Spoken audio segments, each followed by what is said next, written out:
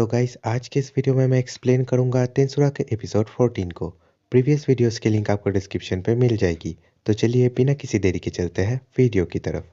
तो एपिसोड की शुरुआत में हम देखते हैं कि जब रीमुरु ऑर्क आर्मी से हुए बैटल को आसमान से ऑब्जर्व कर रहा होता है कि तभी वो अपने पीछे कुछ सेंस करता है। वो पीछे मुड़ के देखता है जहाँ पे एक रेड लाइट उसकी ही तरफ बढ़ रही होती है। रीमुरु उस तेजी से आए हुए लाइट को इवेट करता है जिससे कि वो लाइट जाके जमीन पे गिरती है एंड एक पावरफुल इम्पैक्ट करता है। ये देख के बाकी सभी अलर्ट हो जाते हैं एंड स्मोक हटने के बाद हम देख पाते हैं कि वो असल में लॉर्ड गेलमुड है। रीमुरु उससे पूछता है कि क्या तुम एक माजिन हो, जिसपे लॉर्ड गेलमुड रीमुरु से पूछता है कि इस सब का मतलब क्या है और उसने उसके प्लान को बिगाड़ने की हिम्मत कैसे की। तभी रीमुरु को याद आता है कि गेलमुड वही है जिसने रिगुट के बड़े बेटे को नाम दिया था। गेलमुड कहता है कि उसके प्लान को अंजाम देने वाला एक नया डीमन लॉर्ड पैदा होने ही वाला था एंड इसीलिए उसने सभी को इतने सारे नाम दिए ताकि वो एक अल्टीमेट प्यादा क्रिएट कर सके। ये सुन के हाकुरो, शियोन एंड सोई गुस्से में कहते हैं कि इसीलिए तुम हमारे विलेज पे आए थे। गाबिरू लॉर्ड गेलमुड को देख के सरप्राइज्ड हो जाता है और वो उससे पूछता है कि क्या वो यहाँ पे उनकी मदद करने के लिए आए हैं। गेलमुड कहता है कि गाबिरू के जैसे एक यूजलेस बुद्धू को अभी तक ऑर्क लॉर्ड का खाना बन जाना चाहिए था। गाबिरू के अंडरलिंग्स समझ नहीं पाते हैं कि वो किस बारे में बात कर रहा है।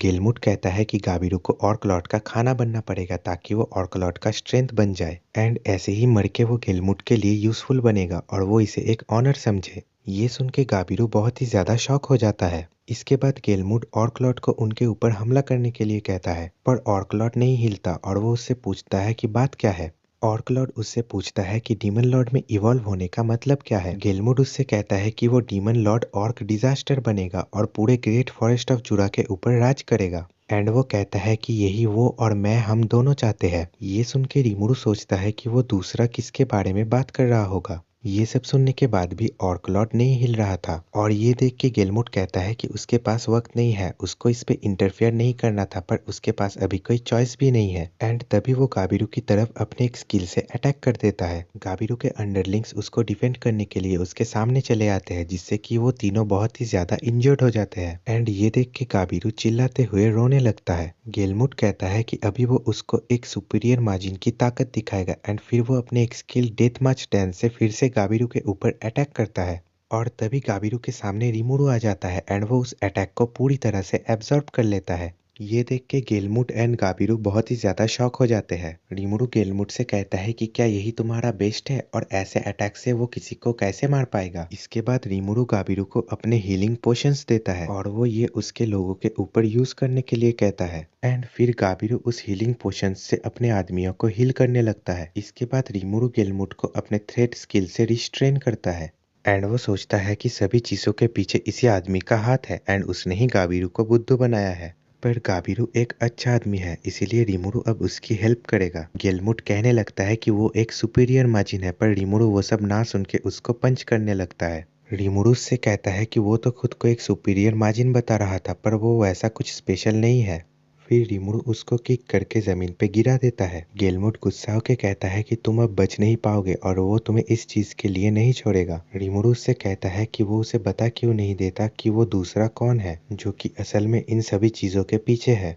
फिर गेलमुड जाके ऑर्क लॉर्ड के पास मदद मांगता है जिसपे ऑर्क लॉर्ड कहता है कि वो अभी भूखा है। गेलमुड ऑर्क लॉर्ड को उसकी मदद करने के लिए कहता है एंड वो अब उसको गेल्ड कह के बुलाता है। तभी ऑर्क लॉर्ड को याद आता है कि गेलमुड ने उसे गेल्ड नाम दिया था एंड कहा था कि वो एक दिन ग्रेट फॉरेस्ट ऑफ जुरा पे राज करेगा एंड ऑर्क डिजास्टर बनेगा। तभी ऑर्क लॉर्ड आगे बढ़ने लगता है जिसको देख के गेलमुड रीमुरु की तरफ होके कहता है कि अभी वो बचने नहीं वाला कि तभी अचानक ऑर्क लॉर्ड गेलमुड के ऊपर अटैक कर देता है और वो उसके सर को धड़ से अलग कर देता है। ये देख के वहाँ पे बाकी सभी शॉक हो जाते हैं। ग्रेट सेज रीमुरु को बताती है कि गेलमुड के लाइफ साइंस बंद हो चुके हैं जिसपे रीमुरु से बताता है कि वो अपनी आंखों से ये देख सकता है। इसके बाद ऑर्क लॉर्ड गेलमुड के बॉडी को खाने लगता है। फिर ऑर्क लॉर्ड का ऑरा और भी ज्यादा बढ़ने लगता है। ग्रेट सेज बताती है कि ऑर्क लॉर्ड गेल्ड की मैजिक यूज बहुत ही ज्यादा बढ़ चुकी है एंड गेल्ड की डेमन लॉर्ड पे एवोल्यूशन शुरू हो रही है। ग्रेट सेज बताती है कि ये सक्सेसफुल हो चुका है एंड गेल्ड अभी ऑर्क डिजास्टर पे इवॉल्व हो चुका है। तभी गेल्ड चिल्लाते हुए कहता है कि वो ऑर्क डिजास्टर है और वो इस दुनिया में सब कुछ डिवोर कर लेगा। रीमुरु सोचता है कि अगर उसने अभी गेल्ड को नहीं मारा तो ये सचमुच बहुत ही बड़ा डिजास्टर होगा। बेनीमारू रीमुरु से कहता है कि ये वो उन लोगों को हैंडल करने दे एंड तभी शियोन गेल्ड के ऊपर अटैक करती है पर गेल्ड उसके अटैक को ब्लॉक कर देता है। तभी हाकुरो गेल्ड के ऊपर एम्बुश करता है एंड एक ही वार में उसका सर काट देता है। पर तभी गेल्ड अपने सर को अपने हाथ में लेते हुए हाकुरो की तरफ घूमता है एंड वो अपने सर को फिर से अपने गर्दन के साथ अटैच कर लेता है।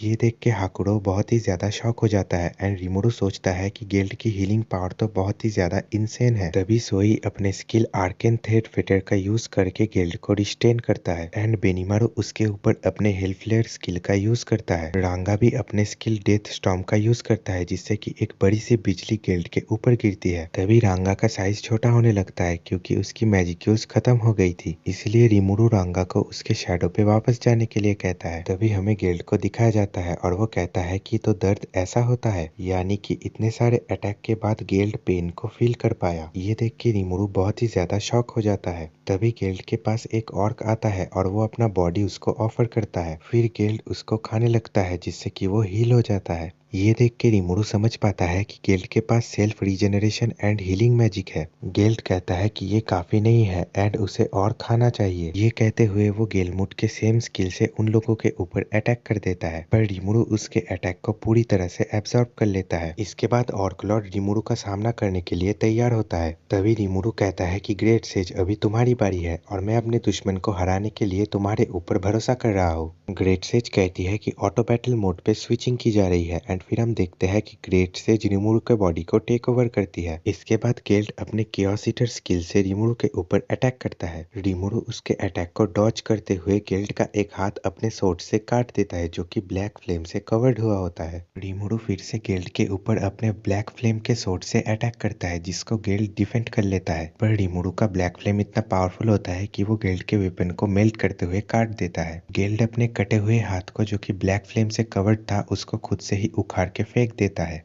एंड फिर वो अपने हीलिंग पावर से खुद के हाथ को फिर से रीग्रो कर लेता है। इसके बाद गेल्ड रीमुरु के ऊपर अपने डेथ मार्च स्किल से कई बार अटैक करता है। रीमुरु सभी तरफ से आए हुए इस अटैक को एब्जॉर्ब करने लगता है। तभी गेल्ड इस मौके का फायदा उठाते हुए रीमुरु को पकड़ लेता है। तभी रीमुरु इफ्रित का स्किल फ्लेयर सर्किल का यूज करता है जिससे कि गेल्ड पूरी तरह से आग में ढक जाता है। पर आग के हटते ही वो देखता है कि गेल्ड जोर जोर से हंस रहा है और इस अटैक से उसको कुछ भी नहीं हुआ है। तभी ग्रेट सेज कहती है कि एक इमरजेंसी है जिससे रीमुरु समझ पाता है कि गेल्ड के पास अभी फायर रेजिस्टेंस की ताकत है। रीमुरु ग्रेट सेज से कहता है कि अभी वो टेक ओवर करेगा एंड उसको बुरा मानने की जरूरत नहीं है क्योंकि उसकी वजह से ही रीमुरु को पता चल चुका है कि गेल्ड को कैसे हराना है। रीमुरु कहता है कि अब उसने गेल्ड को एज एन एनिमी एक्नॉलेज किया है एंड वो अब उससे सीरियसली फाइट करेगा। गेल्ड हंसते हुए रीमुरु से कहता है कि वो अब कुछ नहीं कर सकता एंड वो बस उसका खाना बनने वाला है। रीमुरु कहता है कि गेल्ड के उसको खाने से पहले वो गेल्ड को खा लेगा। तभी रीमुरु अपने स्लाइम फॉर्म में आ जाता है एंड वो गेल्ड को धीरे धीरे कवर करने लगता है। रीमुरु गेल्ड से कहता है कि तुम अकेले नहीं हो जो कि चीजों को खा सकता है। रीमुरु गेल्ड को पूरी तरह से कवर करने लगता है जिससे बचने के लिए गेल्ड स्ट्रगल करता रहता है। रीमुरु कहता है कि उसका प्रीडिएटर एंड गेल्ड के स्टार्व में से उसका प्रीडिएटर ज्यादा पावरफुल है एंड फिर वो कहता है कि अगर गेल्ड स्टार्व्ड है तो रीमुरु एक डिवोरर है। तभी हमें गेल्ड के फ्लैशबैक को दिखाया जाता है जहाँ पे उसके सामने कुछ बच्चे भूख के कारण रो रहे थे जिनको गेल्ड अपना एक हाथ काट के खाने के लिए देता है। गेल्ड का एडवाइजर उससे कहता है कि उसे ऐसा नहीं करना चाहिए और ऐसे भूखमरी के समय अगर उन लोगों ने अपने किंग को खो दिया तो उन लोगों के लिए डिस्पेयर के अलावा कुछ नहीं बचेगा।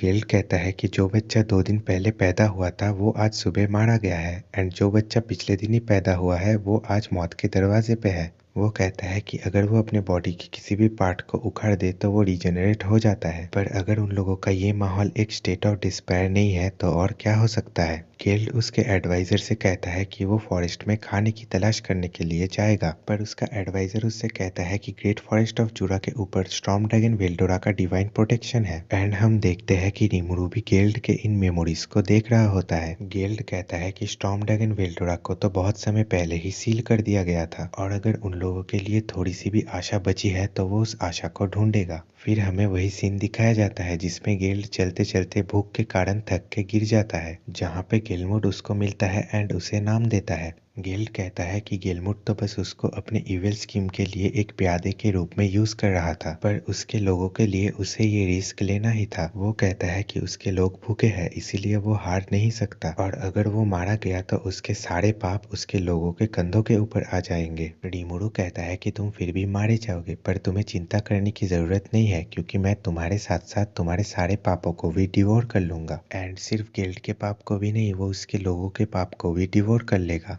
गेल्ड कहता है कि उसके लोगों के पाप को भी, एंड फिर वो रीमुरु से कहता है कि वो बहुत ही ग्रीडी है, जिस पे रीमुरु भी कहता है कि हाँ वो ग्रीडी है। इसके बाद हम देखते हैं कि गिल्ड का अपीयरेंस चेंज हो जाता है एंड वो एक बहुत ही सुंदर फॉरेस्ट के बीच में खड़ा हुआ है। फिर वो झुक के रोते हुए कहता है कि ग्रीडी वन जो मेरे सारे सिंस को डिवोर करता है, मैं तुम्हें शुक्रिया कहता हूँ। वो कहता है कि उसकी भूख अभी मिट चुकी है एंड वो धीरे धीरे गायब हो जाता है। नेक्स्ट सीन में हम देखते हैं कि रीमुरु अपने ह्यूमन फॉर्म में आता है और वो कहता है कि गिल्ड तुम अभी शांति से रेस्ट कर सकते हो। ऑर्क लॉर्ड के डिफीट होने की वजह से स्टार्व्ड स्किल का इफेक्ट भी चला गया था, जिससे कि सभी ऑर्क्स का एडवांस रुक चुका था। फिर हम देखते हैं कि सभी लोग रीमुरु के लिए बहुत ही ज्यादा चीयर कर रहे होते हैं। तभी हम गिल्ड के एडवाइजर को देखते हैं, जो कहता है कि मेरे किंग आप फाइनली फ्री हो चुके हो। इसके बाद रीमुरु बेनीमारू एंड बाकी लोगों के पास जाता है, जहाँ पे वो उन लोगों से कहता है कि उसने उन लोगों से प्रॉमिस किया था कि ऑर्क लॉर्ड के डिफीट होने के बाद वो उन लोगों को फ्री कर देगा। बेनीमारू रीमुरु से एक फेवर मांगता है कि वो उन लोगों के एलिजेंस को एक्सेप्ट करे एंड वो लोग रीमुरु को सर्व करना कंटिन्यू रखेंगे। रीमुरु उन लोगों से पूछता है कि क्या वो लोग श्योर है। वो लोग कहते हैं कि उन लोगों को कोई ऑब्जेक्शन नहीं है एंड वो लोग बहुत ही फॉर्चुनेट है कि उन लोगों की मुलाकात रीमुरु से हुई। शियोन रीमुरु को पकड़ के कहते हैं कि वो उसकी बॉडीगार्ड एंड सेक्रेटरी है एंड वो उसकी साइड कभी नहीं छोड़ेगी। और आप लोग देख ही सकते हैं कि उसने रीमुरु को कैसे पकड़ा है। एंड एपिसोड 14 यहीं पे खत्म हो जाती है।